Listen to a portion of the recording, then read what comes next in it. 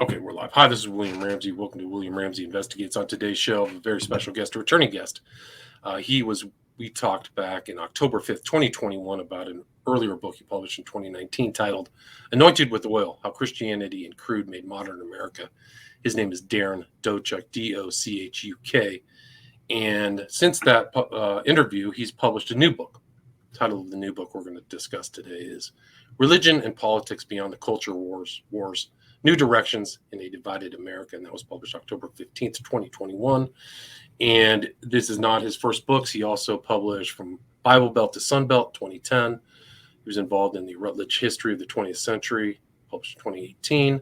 Also God's Businessmen, Entrepreneurial Evangelicals in Depression and War, 2017. Faith in the New Millennium, 2016. American Evangelism, 2014. Sun Belt Rising, The Politics of Space, Place, and Region, 2011. And again, we're going to talk about this book, Religion and Politics, very timely book. So, Darren Dochuk, thanks for coming back on the show. Appreciate it. Thanks, William. It's really a pleasure to be back with you. Awesome. Well, so people who may not have heard our earlier interview, can you talk about your background and kind of the arc of your research and writing, and then lead into what led you to write this book, Religion and Politics Beyond the Culture Wars? Sure. Yeah. My pleasure. So, yes, I teach 20th century U.S. history. Focus has been on religion and politics. There's a personal dimension to that, of course. Grew up out west, Western Canada, Alberta to be specific, which, as I've said before, joked before, it's kind of the Texas of Canada. It's known for its kind of rugged individualism, its conservatism, but also its oil and also its religion. So growing up in Alberta, was always fascinated with the United States. My family, on an annual occasion in the summer, would look to go south to travel to California. If you're living in Edmonton, Alberta, you're not going to go north for vacation, so we always went south. And all of that kind of led into a personal fascination with the United States, and more specifically, coming of age in the 80s, of kind of the political development of the United States and its ties to religion as well. So something in the DNA perhaps led me to study as a scholar the connections between religion and politics in the United States, with often an emphasis on the West. Writing about California, for instance, quite often. I'm writing a new book on California. And so finishing my PhD here at Notre Dame in 2005, continued on in that journey and, publishing several books dealing with connections between religion and capitalism, for instance, dealing with connections between specifically evangelicalism and the Republican Party as it evolved in the post-World War II years in California. And then most recently, as you mentioned, my recent book, Anointed with Oil, How Christianity and Crude Made Modern America, looking at the connections between the oil industry and specifically Protestantism, but also Catholicism in the post-Civil War years, looking at how this relationship has shaped community life, especially in the oil patches of North America, such as Texas and Southern California, and also how it's shaped American politics, both nationally and globally. So those are kind of my interests. They continue to be that, even as I'm shifting more into a study of religion and environment, religion and politics and energy on a global scale. So the book that we're going to discuss here is very much geared to those interests. In fact, it comes out of a project that I initiated, 6-7 years ago, when I was part of the faculty at Washington University in St. Louis, which had at that time a brand new center funded by Senator John C. Danforth. Senator Danforth, as you might know, was a highly regarded senator from Missouri, also a very devout Christian, a devout Anglican, in fact, I believe ordained, and upon retirement wanted to build a center that would kind of promote the study and engagement of religion and politics. And with his funding, the John C. Danforth Center on Religion and Politics was established in St. Louis on the campus of WashU. And for 3 years, I had the privilege of being on the faculty there before taking an opportunity to come back to my alma mater as faculty, where I'm now at Notre Dame. So long story short, in 2013, with the support of the John C. Danforth Center, with all of the resources available, I organized a conference called Beyond the Culture Wars, and it brought together leading historians of American politics and leading historians of American religion. And the goal was to put them into conversation with one another, first of all, to see what we could share in terms of methodology, in terms of how we might rethink 20th century US history, and then also to think more deliberately about some of the issues, hot button issues that continue to shape American political culture, the culture wars, again, a catch-all term. And it was a very engaging, very enlivening event. It brought in scholars from around the country. It also brought in a large kind of interested public from St. Louis and from beyond the city limits as well. That led to what is now before us, and that's a volume that has been published recently. Again, these things take time, and perhaps more time than I had anticipated, but it's been a labor of love to see this book published, which includes 14 outstanding scholars of religion and politics in modern America, all of whom I think have contributed in fresh ways to help us rethink the relationship of religion and politics in the recent past, with an eye, of course, to the present. Right, and it's still ongoing, and you can see some of these essays or one of the 14 subject matters is really changing, and I think that the intro really lays out that this book is trying to break down the solidified binary or duality of this culture war fighting. You talk about the intro is Pat Buchanan's 1992 speech, but I think the context of all the information in there really kind of shows there's a lot more nuances taking place in the past and the present with religion and politics. So can you kind of talk about the approach and where you wanted the general arc of the book to go? I mean, you talk about 4 different kind of fresh analyses. Sure. And again, there's no denying the fact that this was driven by present conditions, political conditions, which in some ways have already changed since the conference, which again was back in a different presidential administration, but also scholarly, trying to figure out how scholars can reassess the recent past and write in light of that for the present. The overarching theme really is to say, look, if we look at the 20th century US, we can, in fact, and should look beyond these partisan divides as they're related to religion and religious and social issues that we see reified today. In fact, if we look to the past, there are many different examples of where our categories of liberal, conservative, or Democrat, Republican, or right-wing, left-wing just do not really hold up. So that was one of the priorities, to use kind of this opportunity to think methodology, to look beyond the usual suspects in our histories of modern American religion and politics. Yes, we need to think and talk about Billy Graham, the famed evangelist who had such an outsized importance in 20th century American life. We need to look perhaps past Jerry Falwell, who was instrumental in the rise of the religious right, or likewise a Phyllis Schlafly or Edith Schaefer. So a second goal, if you will, was for us to place others in the center, or at least move them to the center of our understandings of modern American religion and politics. Third, to look beyond kind of the polarities of American religion and politics, again, in ways that we assume as natural today. How is it, for instance, that even within the Catholic Church and Catholic political activism throughout the 20th century, there has been robust disagreement? How has that crossed partisan lines that we might be, again, leaning on today to help us make sense?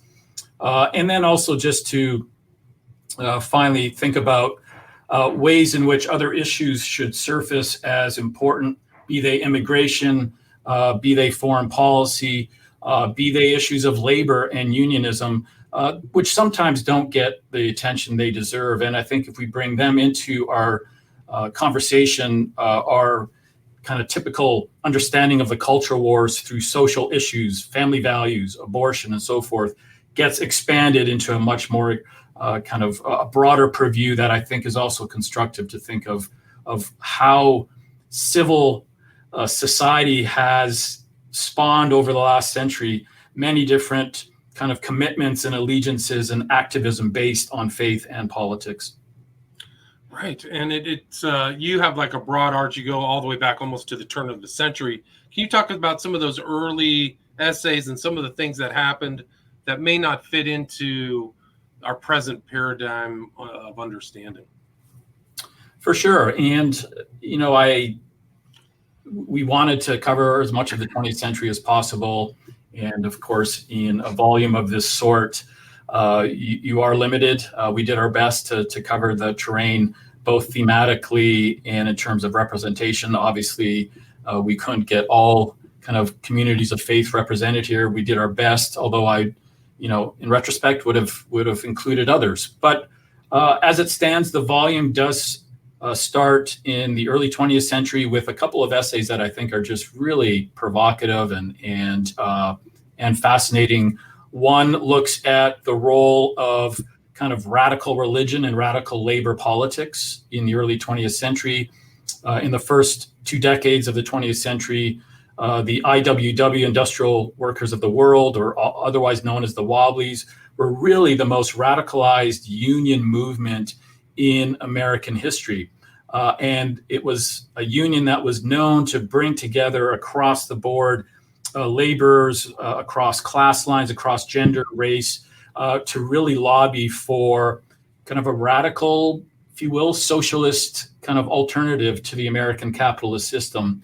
And our first essay in the volume looks at that movement, which is ultimately squelched, in 1919, 1920, but to show how kind of a radicalized religious incentive drove many of those leaders of the IWW, including the key leaders themselves. So that I think raises questions of the relationship between religion and labor over the 20th century. A very different reality in the early 20th century than it is today, of course. Another one kind of picks up on that theme of the relationship between religion and capitalism in a way, and this is one of my favorite essays, focusing on American capitalism and agrarian spiritual descent in the 1930s, of course, a period of the Great Depression and of the New Deal. And written by Kip Kosick, this essay challenges us to kind of rethink how religion has shaped the politics of agrarianism, of land-based populism, really. He charts the rise of kind of a back to land movement with protection of land, protection of environment as a core concern, and shows how our understandings of conservative and liberal really break down. The individuals he looks at were Catholic, they were Protestant, they had conservative social values in the ways that they privileged the right of the community and local families to really kind of take ownership of their day-to-day existence. But they're also quite radical in some ways in calling for land reform, ways in which the structure of capitalism itself would be remade in support of farmers, in support of rural America. And then finally, and perhaps we can talk later on about this, is there's a chapter on Mormonism and environmental politics, looking more at the mid-20th century. Ezra Taft Benson, a very important, crucial Mormon political leader who will, of course, join Eisenhower's cabinet as Secretary of Agriculture, a devout Mormon who draws on his own theological kind of understanding of creation care to kind of advocate for conservationist methods, conservationist measures that are both kind of extensive and liberal in their support of federal government regulation, but also individualist and communal in their privileging of environmental care as a matter of one's personal relationship with the divine. So Probably more than you wanted there, William. But those foundational essays, I think, really set the pace for what is coming later in the book. But it is interesting because I think Benson went on to become a prophet, like he became the head of the Mormon Church, I think. But it was different. The Mormons kind of had a more nuanced view that you may not think it's somebody on the right where they're just predatory capitalists. They have a stewardship kind of concept about their relationship to the land as given to them by God. Very important kind of distinction. You can see them as very unique, especially Sure. in the Midwest. I mean, well, you have all of these different writers. What kind of disciplines do you think, if you encompass all 14 of those together, what do you think that this book has if you look at them overall? Sure. And again, I would just second your opinion about the importance of understanding Mormon theology and Mormon influence in the West and in issues of land care. And so this essay by Patrick Mason does, I think, show the complexities of that. On one hand, again, advocacy for conservationist methods, but only going so far. And then again, the tension between right and left is pretty clear even in the life of Benson.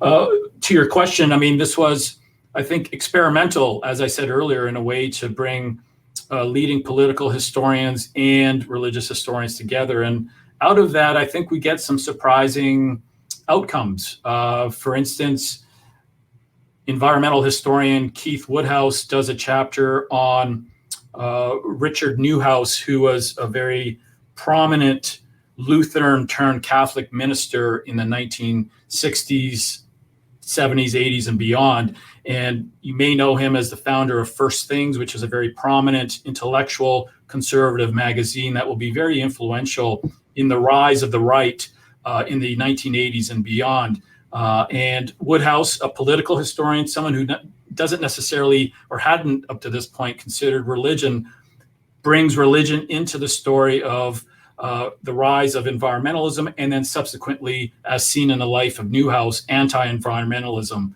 Newhouse is quite liberal, progressive in the early 70s in his view of social issues, social justice concerns. He's an environmentalist as well. But by the 1980s, he's wary of kind of a shift within the environmental movement to a more radical stand, one that doesn't measure with his own theology, an anthropocentric theology, which really places humanity at the center of life on Earth. And it's at that juncture that he begins to critique environmentalists. So, case in point, where a political historian nudged by religious historians to take religion seriously is going to do so, and with great, I think, benefits. The reverse is happening too. Matthew Avery Sutton, for instance, looks at the CIA.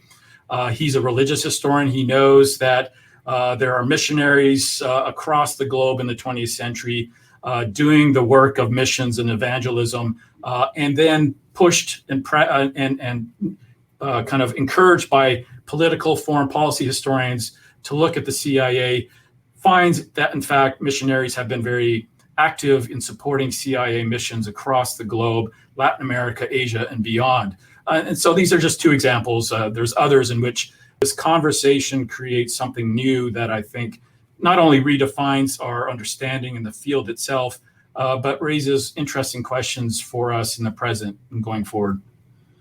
Yeah, I read the section on God Spooks was really fascinating. John Birch and all these characters and how much the CIA really was involved, and goes back to the church committee. So really kind of important. A Midwesterner, no less. I think Church was from Idaho. That's right. So really fascinating kind of themes there.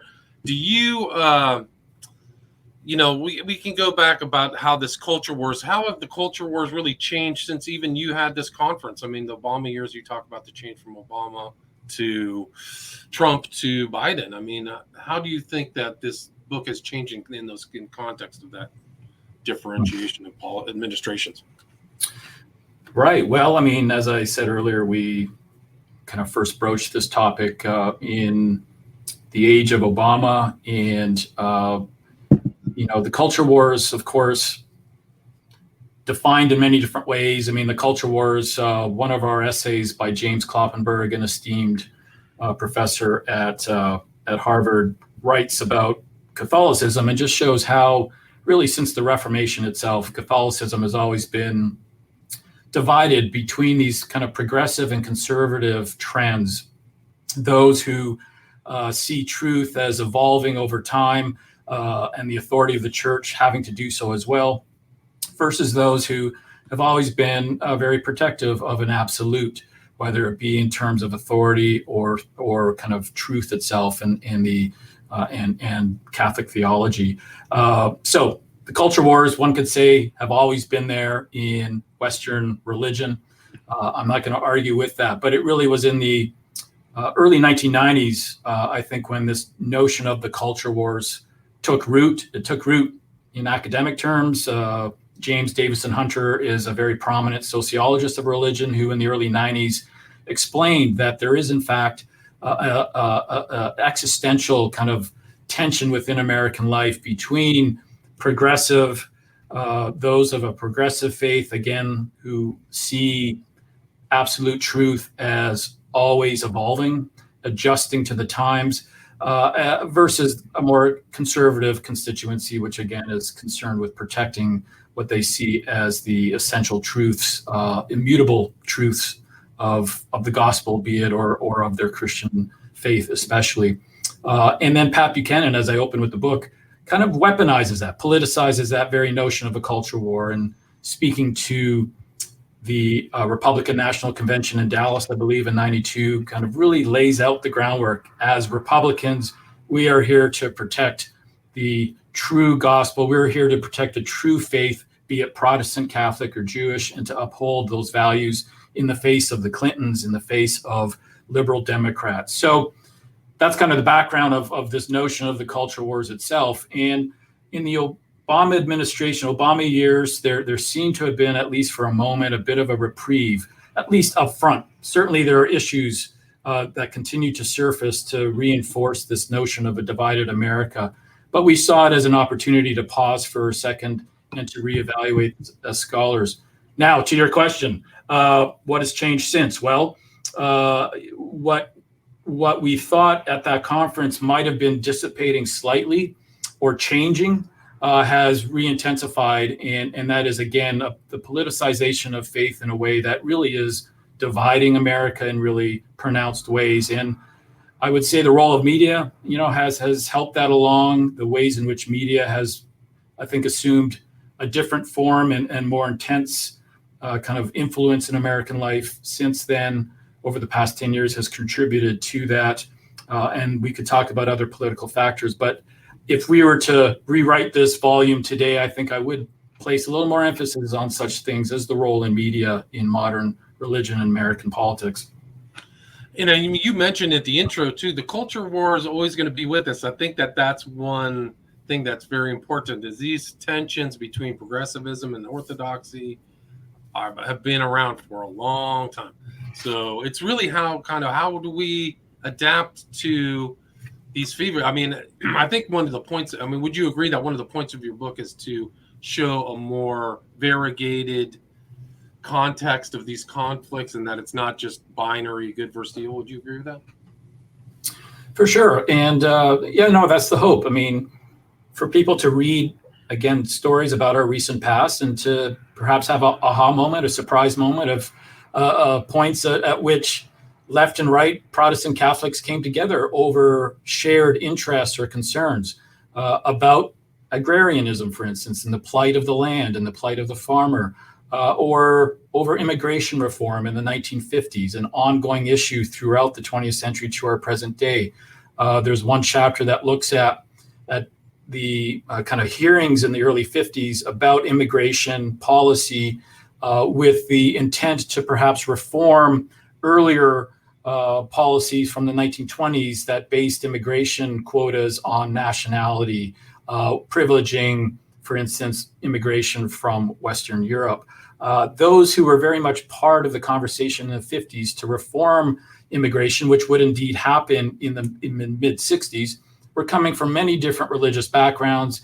Some were self-identified as conservative, some as liberal. So there are ways in which civil society in the 50s, for instance, provided a forum for that kind of cross denominational, cross allegiance, ideological lines for the betterment of American society going forward.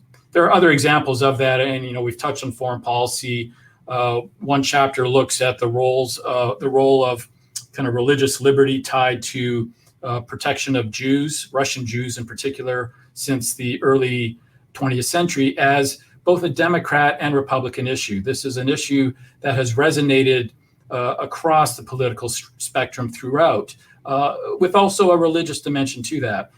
Reading back on that, one might be surprised just at the cooperative dimensions of this, and maybe something to, again, reconsider today as we're trying to, I would hope, find a more robust middle, a more robust civil society, civil discourse about politics and about religion and politics.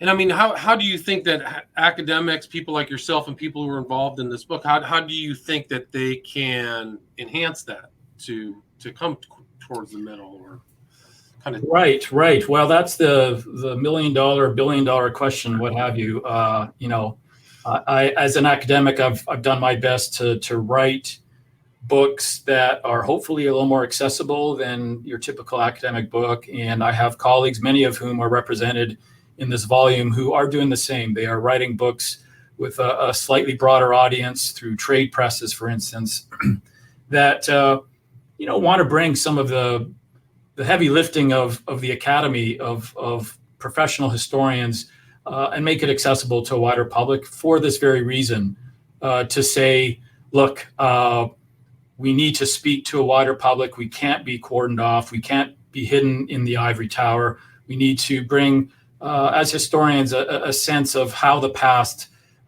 can shed light on our present moment. So that is certainly happening through publishing. What you're doing here, podcasts, social media, I think has done wonders to open up avenues of conversation. Now, I think they're also doing some damage in terms of shutting down those conversations, but maybe I would hope you would agree. I think that this is a place for civil discourse about the recent past and our future. And also just, again, continuing to encourage engagement at the grassroots level through associations that are focused on the local, that can focus on shared concerns about economics, for instance, about social justice issues, as well as some of the other pressing concerns. So, I can't say I'm out front necessarily of this work of the academic, but I certainly hope that I can do my part to shed some light on our current moment. It seems like, just in my experience, recent experience, a lot more academics are willing to kind of, like you said, kind of get off of the academic plot and kind of engage in different ways. I'm finding that in a very positive way. Maybe there's very well-known Canadians like Jordan Peterson doing something more like that, but I think it really enhances it. And it's good because oftentimes they're not talking to fellow academics. So they have to, there's a much different, more kind of energy going on. So, and I think it's very positive. So a lot of that stuff is getting dispersed, hopefully through forums like this. I mean, you talk about, what do you kind of see in these trends? You talk a lot of, you're right, about religion and politics.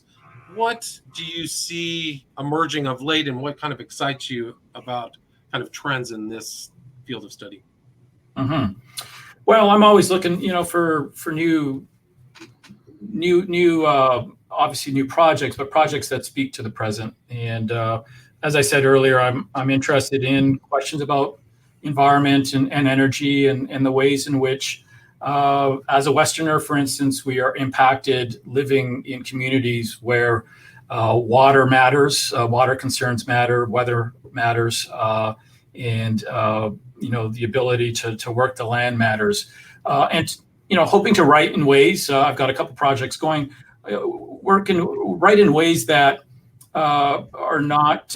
is not partisan, in ways that looks at the human experience on its own terms, as one that is not dictated by our current partisanship and the way in which we align to show the complexities of the human experience in the past in relation to environment, for instance, and to show how there is no neat and tidy solution necessarily, but to at least be aware of the range of responses and potentials for next steps. So that's speaking from a personal perspective. That's coming from a reading of ongoing literature, historical, scholarly, but also more popular on issues, for instance, of water in the West, issues of energy across the globe, be it oil, be it coal, or what have you. So I'm excited by those trends in scholarship because of the way they speak to really immediate issues that are facing American society, but global society writ large. Right. So it's a much broader issue. And I mean, there's so many changes. Like I think in the book, some of these articles I really found fascinating, the changes in Catholicism, but also the Protestantism of the Latino demographic. I found the megachurch kind of rise of the megachurch. When I was younger, it didn't exist. They would just had this view, all Latinos are in this circle of Catholicism, and that's it. It's really changed a lot. Can you kind of talk maybe about these changes in Latinos and Catholics to kind of Protestant in the new America? Oh, for sure. And thanks for highlighting that. Our last of three sections really deals with more immediate kind of faith-based activism in the post-1970s, 1980s period to our very present day. And these chapters really focus more heavily on Catholic issues, Catholicism.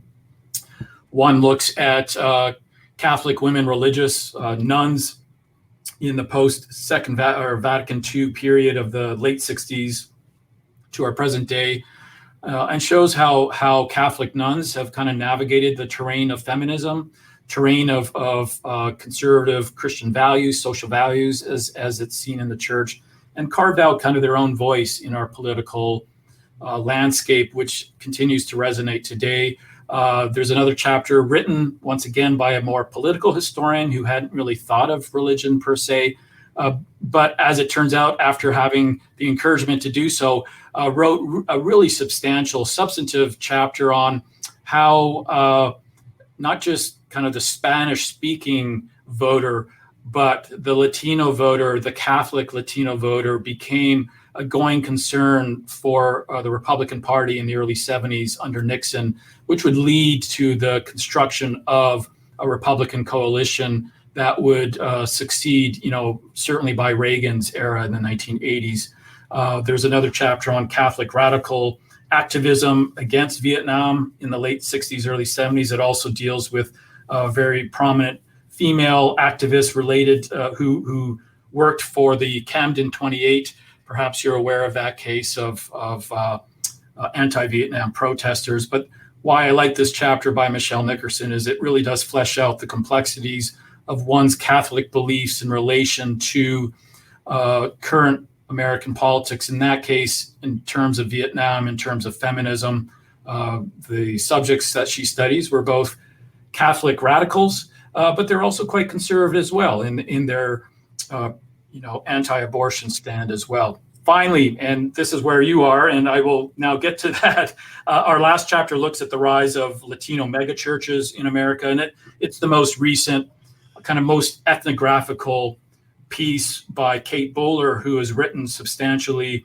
on Pentecostalism in American life. She's written about other things as well. She's a very prominent writer.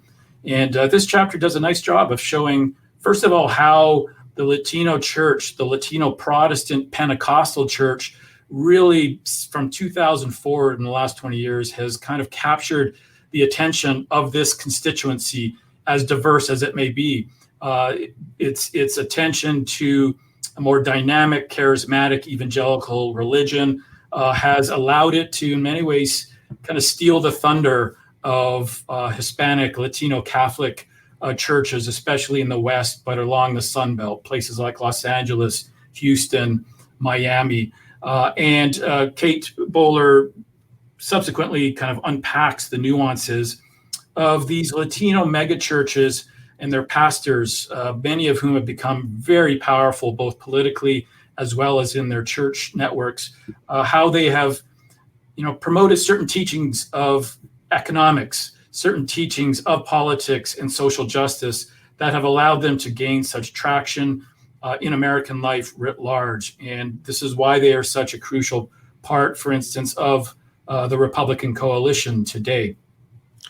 Right. It's a really remarkable change. I think it's 18 million Protestants, I think she mentions, that Latino Protestants now. It's a very large number. It's a substantial part of our society now. So really interesting. I found that. Yeah, really and right, for exactly, the numbers are astounding. And what's also astounding is this is a study also of mega churches. So we're looking at really substantial collections of people in one place. Thousands are attending these churches. And so this isn't a a diffuse kind of constituency, that is very much centralized, and as a result has outsized power as a result of the collective momentum that these very powerful charismatic preachers can generate. Right. And you, I mean, just to kind of sum up, your subtitle suggests New Directions for a Divided America. What directions do you see that are most promising? Well, that's right. And this is where the scholar in me again wants to kind of hide a bit. I'm not a prophet or necessarily a political activist, although I do take my responsibilities to community seriously. And having just become an American citizen recently, in fact, I just got my first call for jury duty for next Monday. So I'm very honored to do that as an American citizen, having taken that vow seriously. So I'm hesitant in some ways to take that call for new directions in a divided America too seriously, not too seriously, but too explicitly. I'm going to do my part quietly. As someone who writes and researches American history, what I think I can do and what I hope others would do is at very least pause to read more deeply in 20th century American history, to understand the flavors, the diversity and the pluralism of this experience, as a way to say perhaps today we need to reimagine a future that is more welcoming of that diversity, a more welcoming kind of response to the problems that we face as a society today. Through that, perhaps it's building networks of education, networks of grassroots activism that it involves dialogue across the line, at very least encourages engagement across the line. So that is a pretty modest statement or plea for our next steps, but it's the best one I can make.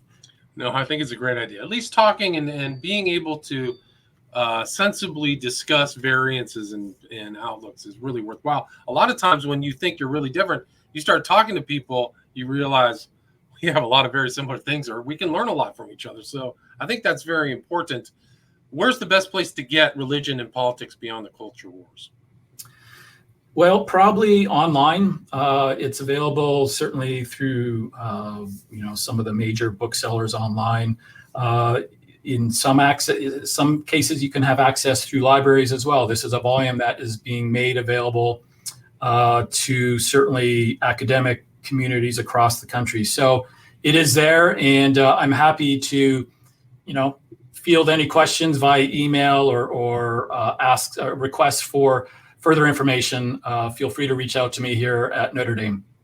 And do you have an email? I can put it in the show notes. I think you gave it to me last time. Sure. Is that the best way to contact you, is email?